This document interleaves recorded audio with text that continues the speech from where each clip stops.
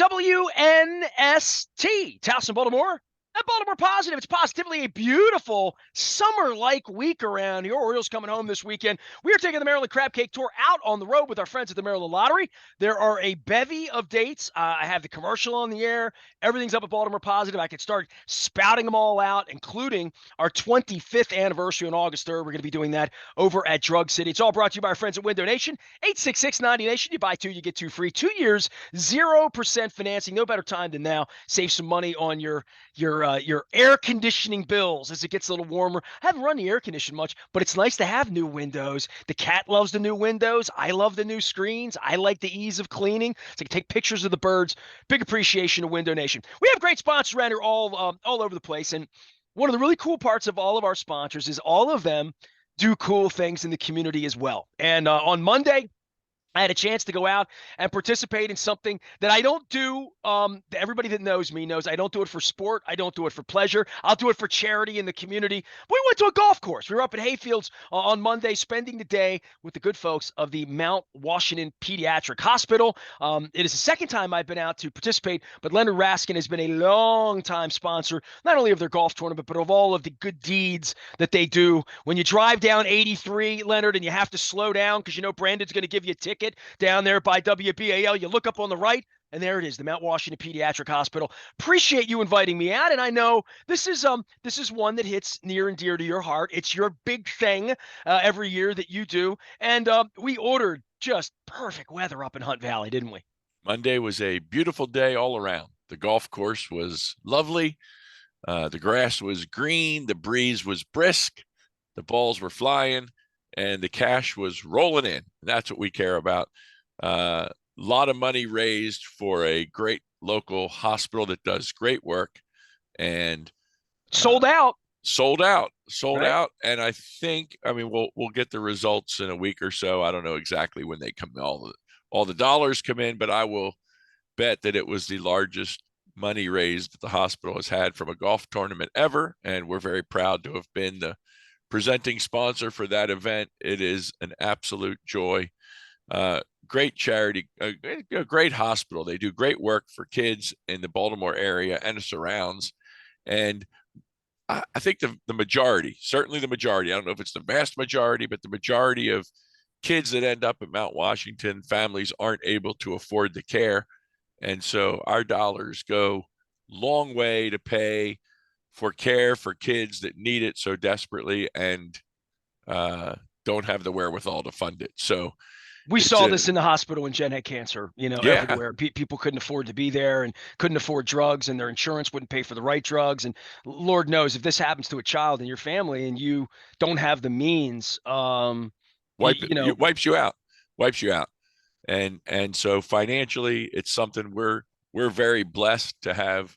We talk about Matthew all the time, to have a very healthy child, now 21-year-old child. I hear you're a healthy dog too. You're the healthy dog. But a lot of people, unfortunately, don't. And we have the wherewithal to support and to give to a cause that we care about, helping kids get well and helping families have well kids. And so we step up and we support the hospital. And as you said, and then you meet the people that are success stories there too. People that have been through that journey, parents, now young people who survived that journey and made it through Mount Washington Pediatric Hospital. They've had generations now of doing this. New leadership coming in as well. At the hospital. Absolutely. New CEO in the 101st year. Shelley Stein, who was the CEO for the last, I think, 28 years. Wow. Retired last year. And we've got a new leader coming into the hospital. So we've got Scott Klein coming in from New York. Doctor, let's make it clear, Dr. Scott Klein coming in from New York to be the new CEO of the hospital, president, CEO. He was out on the course hitting the ball. So he got to spend some time with some benefactors for the hospital, some people that gave money, some people that were guests of people that gave money. And he hits a good golf ball. So that's good too. Well, listen, I far be it from me to smooch on you, even though you are a sponsor and we're partners and friends, but I had no idea you had any golf game, right? Like I have no golf game. You kid about your your lack of putting. athletic prowess, that you Yes. focused on money and take care of the American dream, take care of people, Yes. Raskin Global. Fine. I go out, I ride on a cart with you for a couple of hours, and you have a putter with you. Yes. And like, I'm not taking you seriously. And I didn't golf with you 2 years ago. We all had masks Right. on, remember? In Right. 21. It was cold. It was chilly. It was in April. I was out there with Shirley from Radcliffe Jewelers a couple. But I sat on one hole and helped Yep. judge Yep. the hole in one. So I didn't spend the day with you. And this time around, we spent a few hours together, and you take your little putter out, and I'm like, and you talk all this ish about Ocean City and Old Pro Golf and, all the putt-putts down on the Coastal I'm Highway. great with the windmill and the clown's mouth, baby. Lots Dude, of practice. you're a really good putter. Hey. I was shocked at how good you putted. I can putt with the best of them. They say putt for dough. So I'm the dough. I'm all about the dough. I did not take you serious. You would have sharked me had I, gone betting with you out there. I've gone to lots of these, charity tournaments over the years. And somehow, and that's your niche. That's your niche. That's right. As long as somebody. Do you have one of the? Are you an executive of one of those little fake golf things in your office? No, I have Do you nothing. Practice? Nothing. All right, so you look like you practice. No practice. Yesterday, Monday was the first time out hitting the stick. I own one golf club. It's a putter, and quick story on that. This goes back, oh my God, 35 years. Maybe 35 years. He'd tell me if I picked up a text and hit him with a number. But best friend from college was best man at my wedding.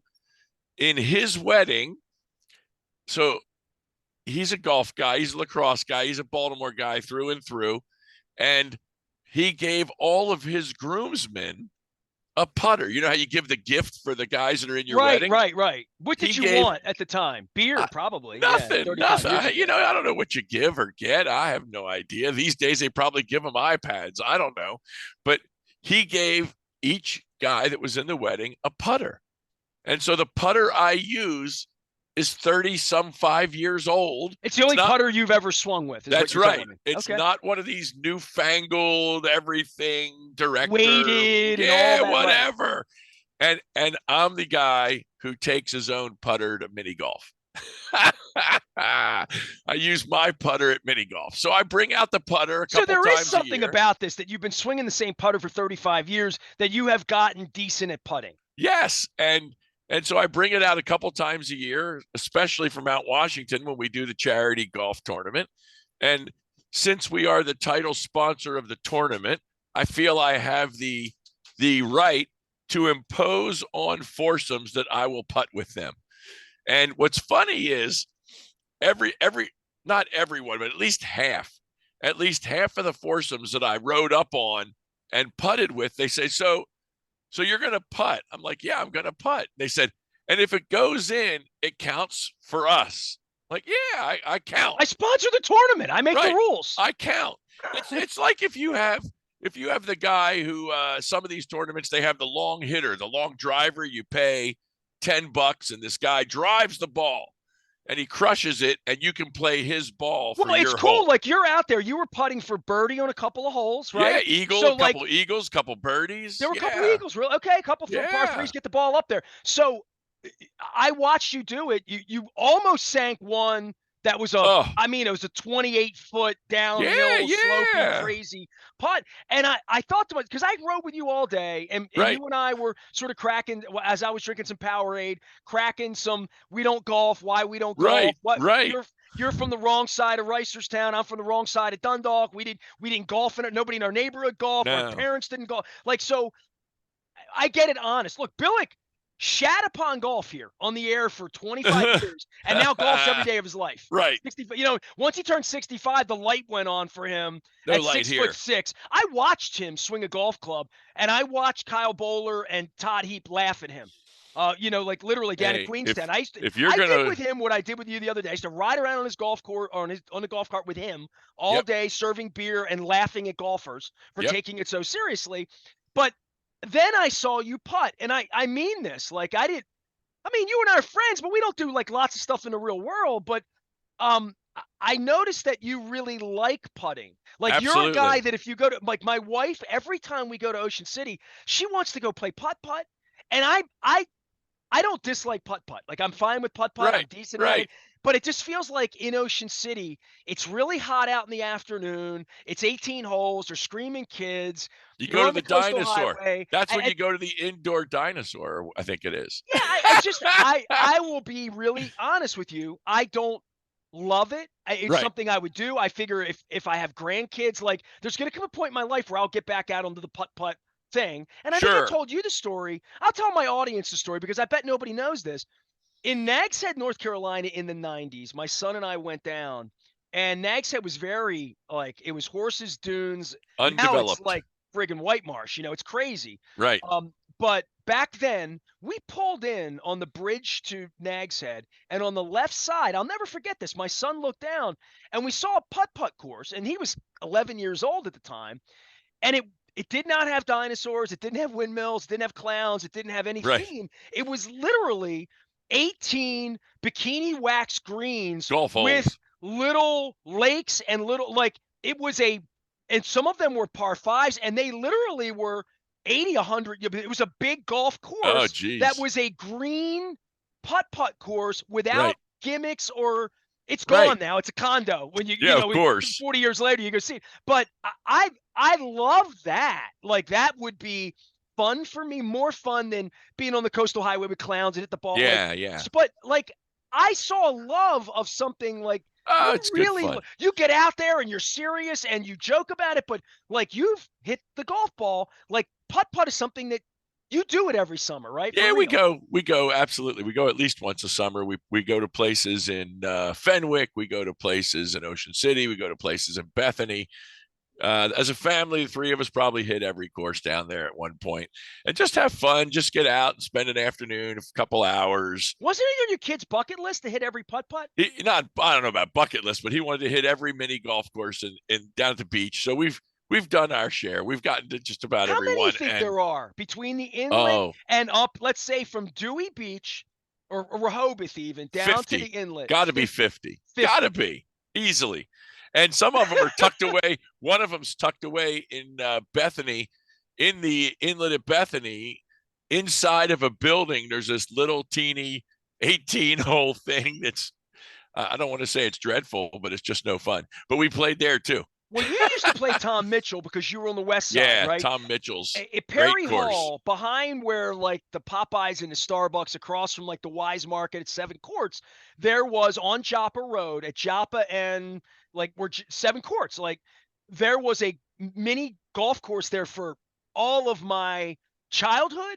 And Yeah, then when I moved to White Marsh, my son went to Perry Hall High School, right? So we're yeah. talking at the turn of the century. That course was there. My son and I would go down there and play putt putt. I'm not a putt putt hater. Just at this point in my life, No. when my wife and I are in Ocean City for a day or two, not a week, we never Yeah, spend that long there. Like yeah. it's something that if I'm there 48 hours, she wants to spend 2 or 3 of it Yeah, doing that. look, And I'm more like, the beach. I The would rather beach. do something else in Ocean City. That's Yeah, just I me, get it. you The know. reason we've done it, it's not because we ventured down to do it. It's because we have a place in Bethany and we're there. And so when we're Right, there, right. it's just home. Well, It's and your not, kid was 12 and yeah, 14 and it's not 16, right? vacation. It's Yeah, just we yeah. were there and hanging out, and he would have a friend down with him, and we would go play for the day and hang out. We have uh the the wife's sister lives down there, so they have kids, and we would just go out for the day and play a day of putt putt. We go Nice. bowling, we go up to the bowling alley for a day. We go to a movie. It's just like being home, except we're not home.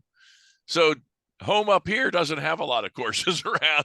Home down there does, so we play.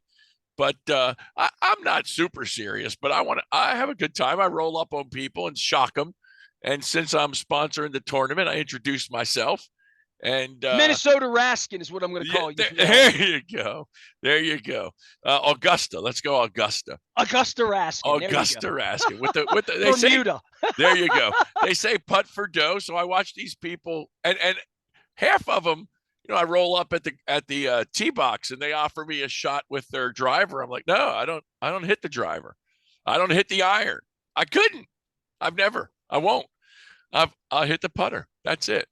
My back's such at a point where like watching guys torque and make a move that really wouldn't go well for my There you L4 go. if I did it. Yeah. So I putted a couple of times, but like I can hit the golf ball. I kind of enjoy hitting it well with a 3, boom, Yeah. Yeah. take off, go 225 and try to I mean, like, I like that part of it. I just don't like anybody that knows me would know 5 hours of me driving around on a cart.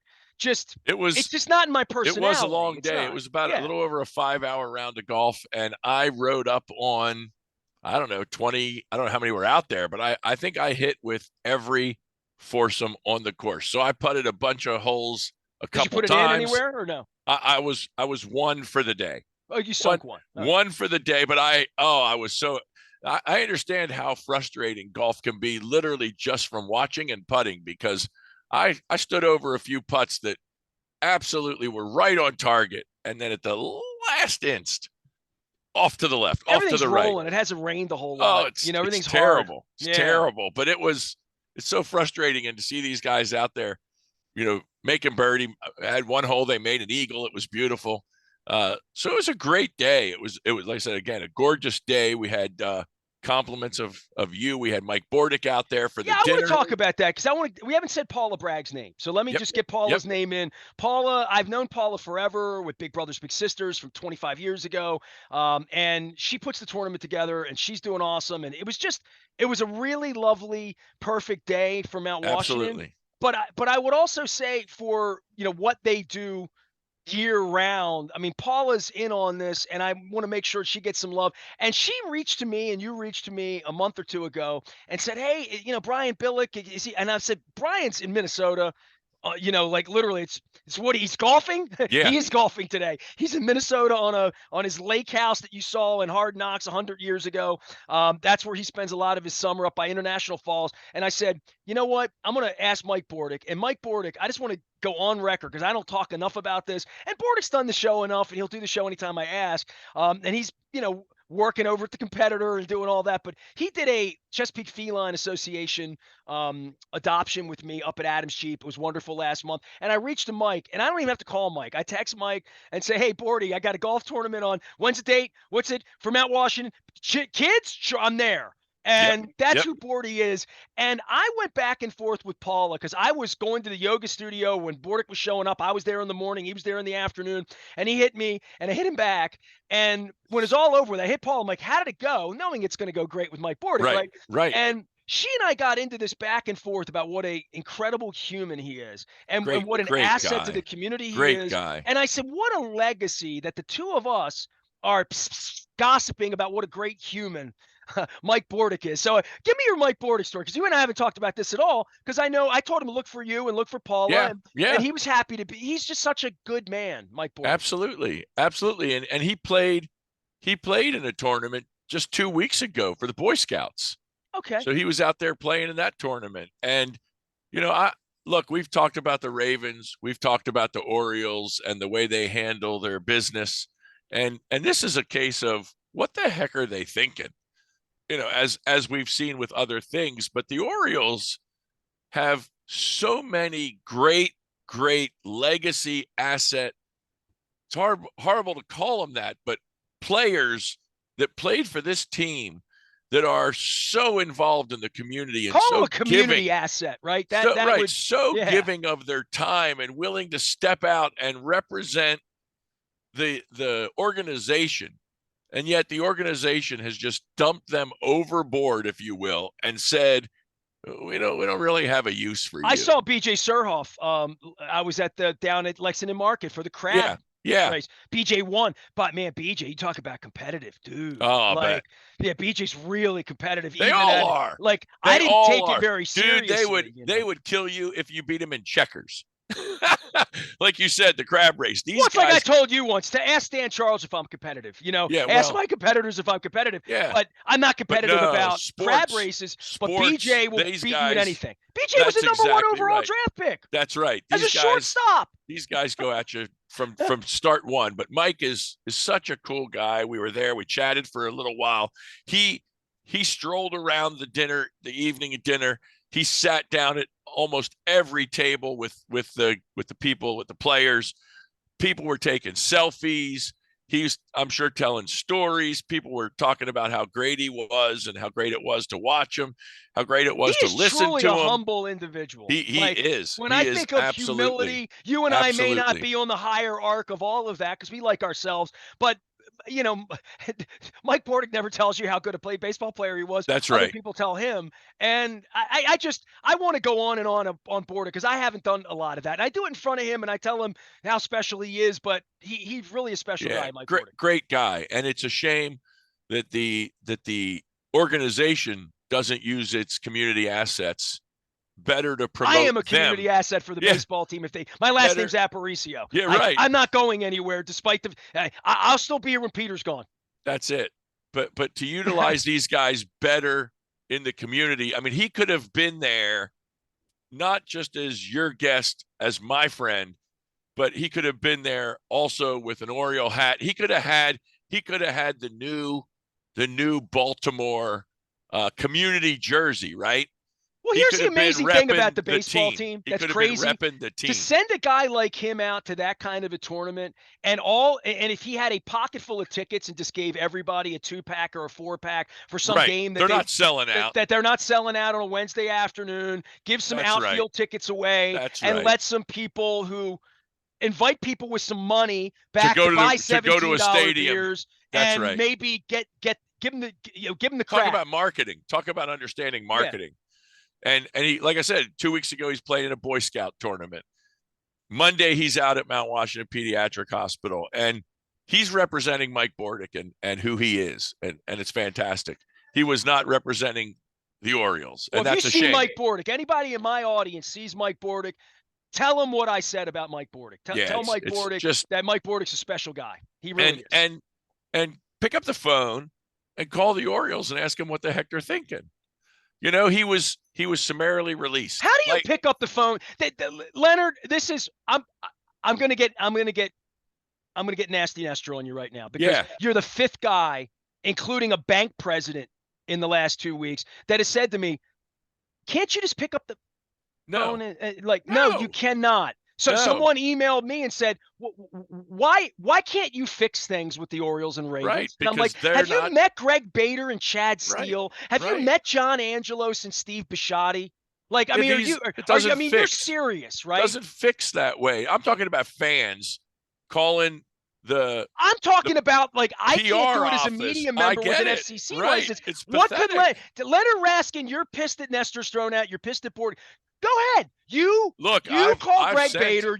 Call down there and see whether you can even find anyone. You know that I've sent the Ravens emails about things in the past, and I am a club level PSL season ticket holder and have gotten no response. So if you write to them and say, "What are you doing throwing Nestor out?" They do what? Nothing. They don't even answer when I talk about No, that's an arrogance that's on a different level. They don't even I mean, you can't do that managing people's money. I can't do that owning a front-facing. No, I don't know who I would send to at the Orioles, but the fact that Rick Dempsey's thrown to the side, Mike Bordick's thrown to the side, you know, these are assets that the community loves, and there is just no reason for these guys not to be, like I said, not representing themselves and their honor and their dignity in the world, but representing this team.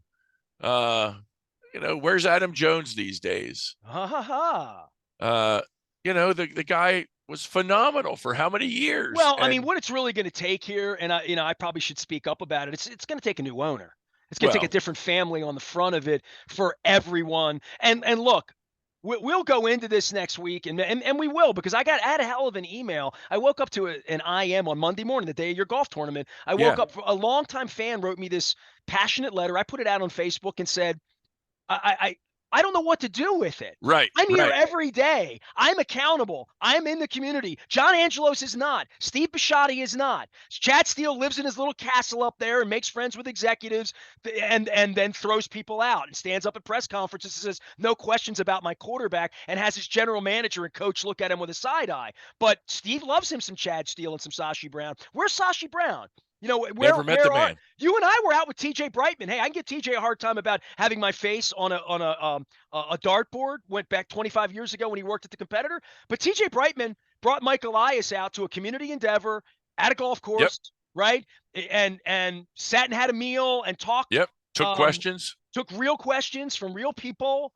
And so I'm seeing the baseball team do stuff that the football team isn't doing anymore. And it's really a challenge to both of them. That's But right. the Angelos name and what this represents and the money that Steve's already taken for the stadium and the fight that John's having with Westmore now about everything over my shoulder, literally the Yep. neighborhood, Yep. the parking lot, the casino, housing, what we can own, what we can get our hands on to keep the team here and not move it to Nashville. And Right. now they're winning at a big clip, right? Yep. And this is where you saw Major League, the movie, right? Yeah. This is where if John is trying to move the team to Nashville or even leverage to get a better deal, not really move, but at least get Right. a bidding war going. Right. The same way that like Lamar Jackson never really wanted to leave Baltimore, right? Right. But he He was wanted to just trying to trade. get a bidding war going.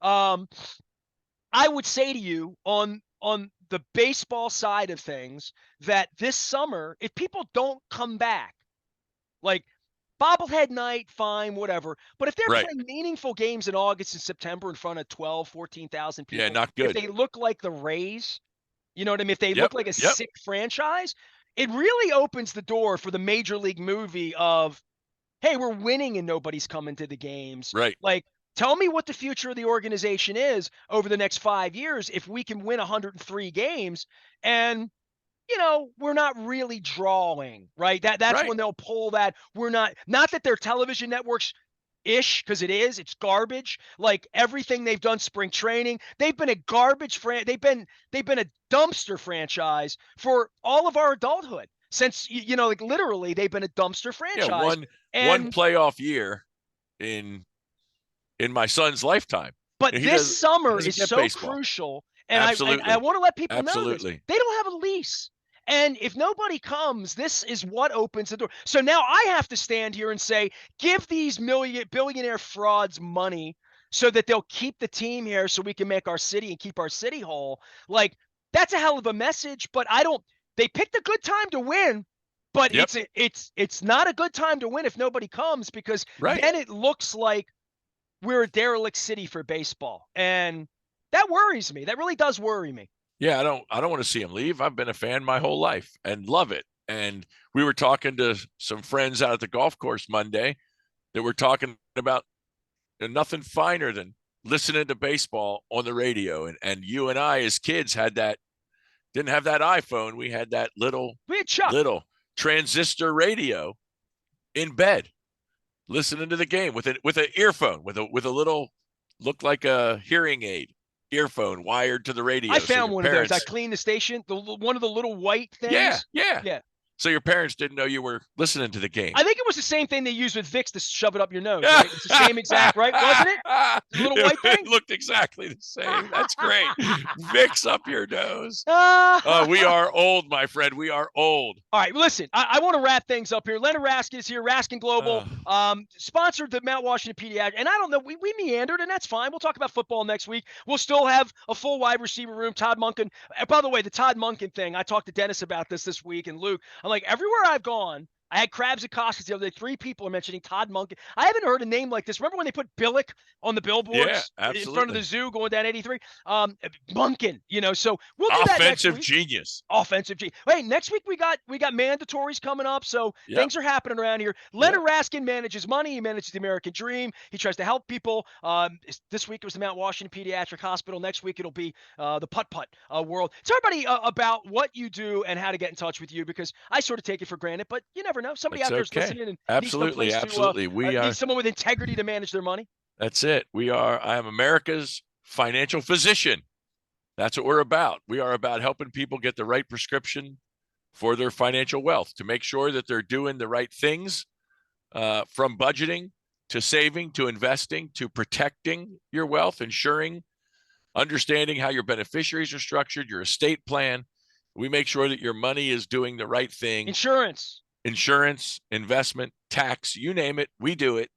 And that's what we're about. We're about helping people get on the right track with their money. And too many people don't do it well. They think that because you earn money, you know money. That's not true. A lot of people that earn money don't have any money. It's a sad state of affairs. So we help people that earn money understand how to keep money, use money, enjoy money, and while they're here, and then pass it on for generations to come. I love that when you say enjoy money. That's an important thing. Absolutely. That whatever you're Absolutely. spending it on, that you're enjoying it. Leonard Raskin, we enjoyed our day on Monday, and at some point we'll get to a ball game. You can find him at a Raskin Globe. You can find him in front of BaltimorePositive.com. You will never find him on a driving box or a driving range, but you will. If you guy looks like Leonard Raskin at Old Pro down on 139th Street, it probably is. Leonard, I'll see you next week. We'll talk some football, all right? You got it. See you, Leonard my friend. Raskin, join us here at Raskin Global. We are doing the Maryland Crab Cake Tour all summer long. I am crowing. I have not yet begun to crow as a Raven. August 3rd is our 25th anniversary at WNST. Really proud of that. I'm going through a bunch of archival stuff. I'm going to be presenting that.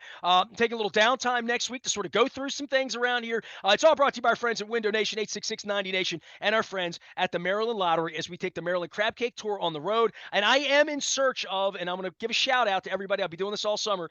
Your favorite oyster dish at your favorite oyster place. I know the Peppermill is famous for an oyster stew. I'm going to go over there and check that out. So there's some places I've never been or places I haven't been in recent times, places I might have been too young to go in other times, to go eat some oysters, raw oysters. If there's an oyster Rockefeller that you know about or a special way, a char grill that are delicious, let me know. We're putting it on 25 oysters in 25 days to start the football season, and it's because September has an R in the month. I am Nestor. We are WNST, AM 1570, Towson, Baltimore, and we never stop talking Baltimore positive.